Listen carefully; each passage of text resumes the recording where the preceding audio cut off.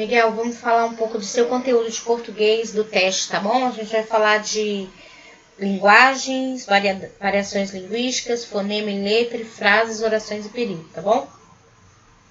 Primeiro, falar de linguagem, né? O que é a linguagem?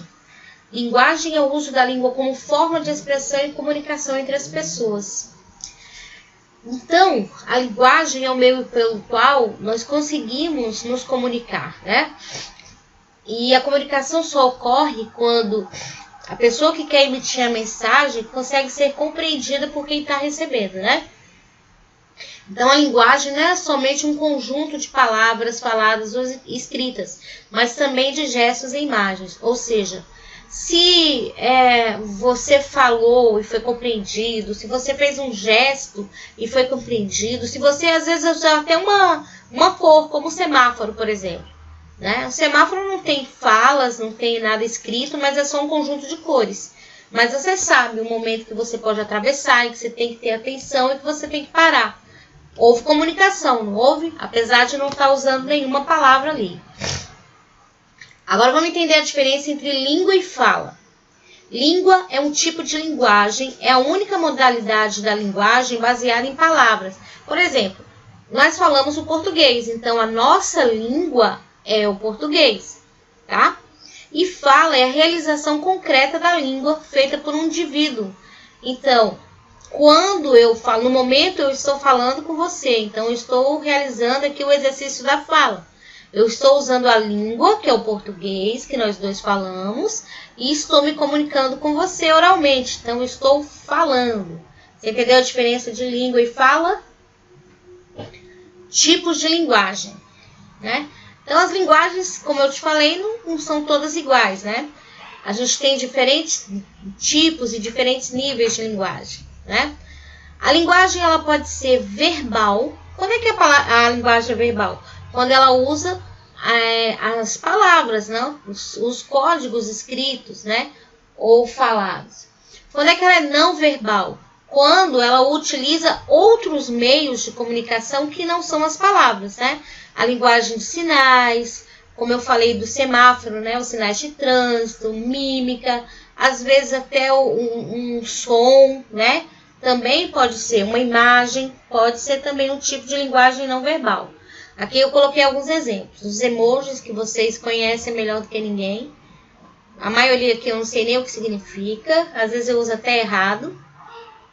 Né? Aqui tem algumas placas de trânsito, por exemplo, a do meio, proibido estacionar, ela só tem, tem a letra E, mas não tem uma palavra, né, propriamente dita, mas você entende o que ela quer dizer. E abaixo, na charge, a gente tem o quê? Tem dois quadrinhos, onde a gente tem a mistura da linguagem verbal e a não verbal. Quando isso acontece, a gente diz que essa linguagem é mista, tá? Então, quais são os tipos de linguagem? Verbal, quando utiliza as palavras, seja oral ou escrita, não é? Não verbal, quando ele utiliza outros meios que não são as palavras. E a mista, quando utiliza tanto a linguagem verbal como a não verbal. Agora vamos falar de variações linguísticas, né? Então, a língua ela pode sofrer várias formas, várias variações. Não queria falar várias variações, mas saiu. Tá? Então, como é que a gente pode mostrar essa variedade linguística? Por exemplo, na maneira de falar. Quando você usa a linguagem falada, a oral, né? É um tipo, uma forma, uma maneira de se falar. Então, o registro oral é uma variedade linguística. O registro escrito é outra variedade linguística. Né? A formalidade e a informalidade. Quando eu uso as palavras procurando respeitar as regras gramaticais, né? Quando eu busco também, dependendo de com quem estou falando, usar sempre a norma culta, então eu estou usando a linguagem formal. Mas quando eu estou falando com alguém que eu tenho uma certa intimidade, como é o nosso caso aqui, né? Eu não preciso necessariamente estar usando a linguagem formal. Eu estou usando a linguagem informal, que é aquela linguagem do dia a dia que a gente também chama de linguagem coloquial. Que é uma linguagem que normalmente a gente emprega em situações onde a gente tem mais intimidade com a pessoa que está falando, né? Onde não tem aquela diferença de hierarquia. O que quer dizer isso? Por exemplo, você vai falar com um professor na sala, você fala de uma certa maneira, mais educada, né? Procurando falar o português mais corretamente do que você falaria com seus coleguinhas. Não é assim que funciona? Então, essa coisa da formalidade, da informalidade vai depender do lugar, né? Do que você está fazendo, né? Se você precisa realmente usar a língua formal ou não, né? E do grau de intimidade que você tenha e também da questão da hierarquia, tá? Dialetos. Bem, dialetos, dentro de um mesmo país, de uma mesma região, a gente pode encontrar pessoas que falam a língua, porém com certas diferenças, né? Por exemplo, se você ir em alguns países africanos ou em alguns países europeus, você vai observar que tem pessoas que, mesmo falando a mesma língua ali, dá a impressão de que a língua que ele está falando é outra, não é igual ao que os outros estão falando, né? São os dialetos e que tem uma influência muito grande dos costumes, né? Da formação histórica daquele povo, tá? Aqui a gente tem diferentes dialetos, a gente pode dizer que tem diferentes dialetos de acordo com a região do país que a gente vai. Por exemplo, nós temos palavras, né? Que no Nordeste é dita de uma forma, no Sudeste já é dita de outra. Por exemplo, a palavra mandioca. Em algumas regiões do país é mandioca, em outras é maniva, em outras é aipim, macaxeira, mas é a mesma palavra, né? A palavra garoto, em alguns lugares fala moleque, piá, guri, vai depender da região que você esteja, tá bom? A questão da geração e da idade também é outra variação. A língua sofre uma variação por conta disso. Então, vocês hoje falam determinadas palavras que na minha infância não existiam, né? Então, vocês criaram novas formas, né? Novas palavras, né? Assim como existem palavras que eram ditas quando eu era criança, ou quando os meus pais, os meus avós eram crianças, que hoje vocês não fazem nem ideia que um dia essas palavras foram usadas, tá? A questão do sexo também. Tem expressões que às vezes é mais comum serem ditas pelos homens, né? Por conta do tipo de atividade ou o universo masculino, né? Tem palavras que são mais ditas com frequência por eles do que pela mulher e vice-versa.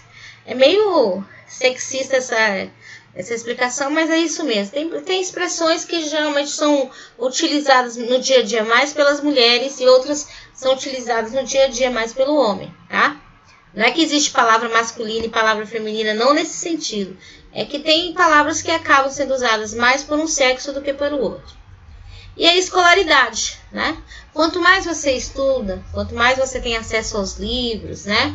As informações, você consegue aprimorando a sua maneira de falar. Então, você vai ter mais cuidado, né? Por exemplo, você não vai falar problema porque você sabe que problema é errado, né? Então, você tem conhecimento da sua língua, você tem conhecimento da grafia e da pronúncia correta das palavras. Então, se você usar, você está fazendo propositadamente, porque você sabe o jeito certo. A variedade linguística aqui, ó, eu coloquei alguns exemplos, né, de como ela pode ocorrer. Então, ali, rola, é nóis, sou, demorou, quer dizer, uma gíria própria dos jovens, né, a gíria é um tipo de variedade.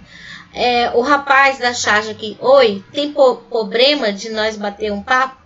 Quer dizer, ele usou o português bem erradinho, né? Então, aqui está a questão da escolaridade. Esse aqui de demorou, é nós, onde tem um grupo de jovens, lembra a questão da geração, da idade, né? Falo fluentemente inglês, espanhol, francês, russo, italiano e alemão. E o português? Aí varia. Aí também tem uma relação com escolaridade. E onde tem o caipirinha aqui, ó, é um poeminha muito engraçado, ó. Quando é hora de comer, nós come. Quando é hora de beber, nós bebe. Quando é hora de dormir, nós dorme. Quando é hora de amar, nós ama. Quando é hora de trabalhar, aí nós fica no Facebook. É um regionalismo aí, né? Como se fosse um mineirinho falando, tá? Além da questão do regionalismo, a gente vê também a questão da escolaridade, né? Pelo uso não correto aqui, por exemplo, da concordância. Nós come, a gente não fala nós come, né? Nós comemos. Aqui também são mais alguns exemplos onde a gente vê essa variedade. Depois eu quero que você veja com calma. E agora vamos falar de letras e fonemas. O que é fonema? Fonema é o som que a gente emite quando a gente fala, né? E a letra é o sinal gráfico que representa o som que a gente falou, tá? Então, por exemplo, quando a gente fala a palavra táxi, a gente ouve, né, o som do T, a gente ouve o som do A, mas a gente não ouve o som propriamente do X, né? O que a gente ouve? A gente ouve o som do C e um S, XI, e o I no final, tá? Táxi é um exemplo de uma palavra que tem menos letras do que fonema. Porque quando a gente pronuncia, a gente ouve, ó, o XI, o C e o S no lugar do X, tá? Mas há situações em que as palavras, elas podem ter, por exemplo, menos fonemas do que letras, ou a quantidade de fonemas ser igual à quantidade de letras. Olha o exemplo de acender. Acender é um dígrafo, né? Quando você fala acender, você não ouve o som do SC, você ouve como se fosse um S só, não é? Um C, tanto faz. Ende, você não ouve o som do N, não é isso? Então, esse aqui é um exemplo de uma palavra que tem 6 fonemas e 8 letras. A palavra expoente ocorre a mesma coisa, por causa do som nasal ali do N. Você tem 7 fonemas e 8 letras. Excesso é outro exemplo de dígrafo. O que é dígrafo? Dígrafo é quando você tem um encontro consonantal, ou seja, encontro de duas consoantes, mas você ouve um único som, tá? Só tem aquelas duas consoantes, só produz um só fonema. Então, em excesso, quando a gente fala o X e o C, a gente está ouvindo o som de um C, né? Quando a gente fala o som do SS ali, do SOU, a gente só ouve um som de S. Não dá para distinguir que ali tem 2 S, dá? Então, esse é outro caso. Tem 5 fonemas e 7 letras, tá? E por aí vai. Ó. A gente vai ver um monte de exemplos em que isso acontece, tá? Mas pode acontecer, como eu te falei também, pode acontecer que a palavra tenha menos letras e mais fonemas, como foi o caso do X. Então, você entendeu a diferença de letras e fonemas? Fonemas é o som que a gente emite quando fala. E letras são as partezinhas, né? São o sinal gráfico que representa o som que a gente fala. Frase, oração e período. Se eu estiver falando muito rápido no vídeo, você pode voltar.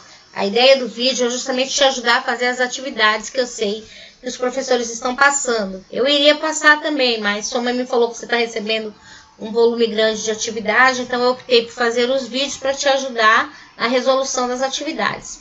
Mas qualquer dúvida você me passa também, tá bom? Então vamos falar de frase, oração e período. O que é uma frase? Frase é tudo que você diz e que outra pessoa consegue entender, tem sentido completo.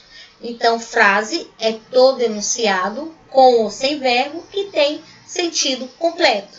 Com ou sem verbo, porque existem frases que não têm verbo. Por exemplo, se eu falar silêncio, você entendeu o que eu quis dizer, não entendeu? Não tinha verbo. Então, é uma frase sem verbo que a gente vai chamar de frase nominal. Mas se eu falar assim também, faça silêncio. Nesse caso aí, eu estou usando o verbo fazer. Aí ela deixa de ser nominal. É uma frase verbal, porque ela tem verbo.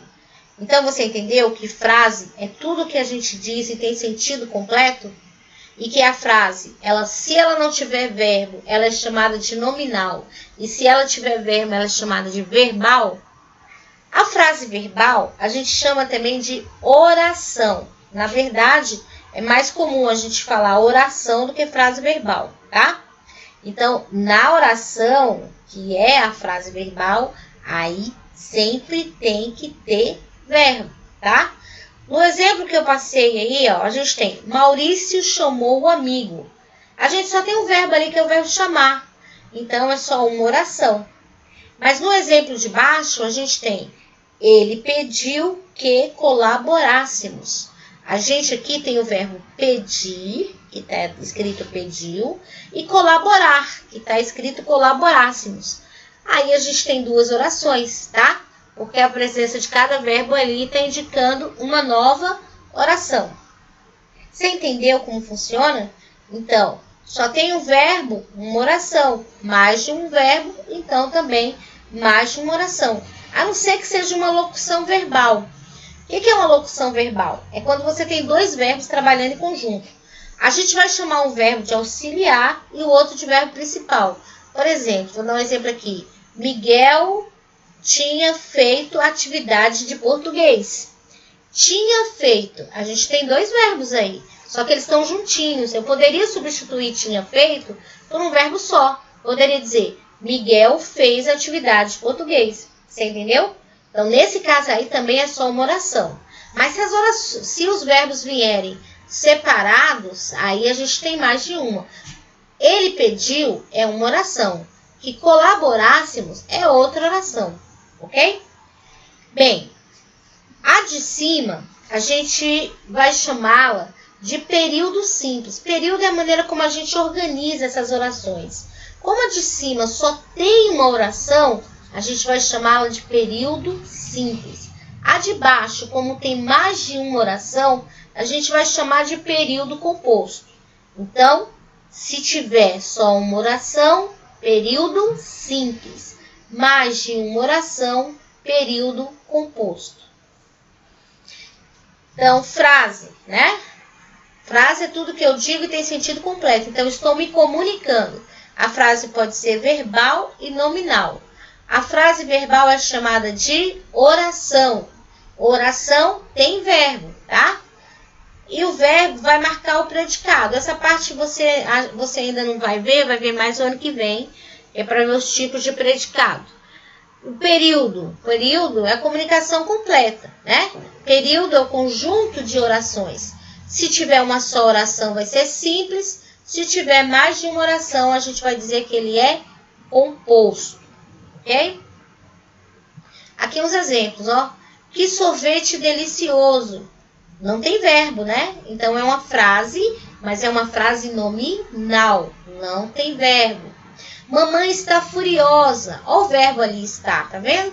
É uma frase verbal, então a gente vai chamar de oração. Preciso estudar para as avaliações, pois logo estarei de férias. Olha, Miguel, presta atenção ali. Aqui a gente tem um período composto, porque a gente tem, ó, tá vendo grifado estudar e estarei? Dois verbos, duas orações. Mas se você prestar atenção no início da oração, a gente tem preciso estudar. A gente tem dois verbos. Ah, Suzy, então por que não são três orações, então? Porque o preciso está trabalhando com estudar. Então, ele está funcionando como verbo auxiliar. É uma locução verbal. Lembra que eu falei? Então, precisa estudar, né? Está trabalhando junto ali. Então, precisa não está sozinho. Ele está completando o sentido de estudar ali, tá? Então, nesse caso, a gente tem um período composto, porque a gente tem duas orações.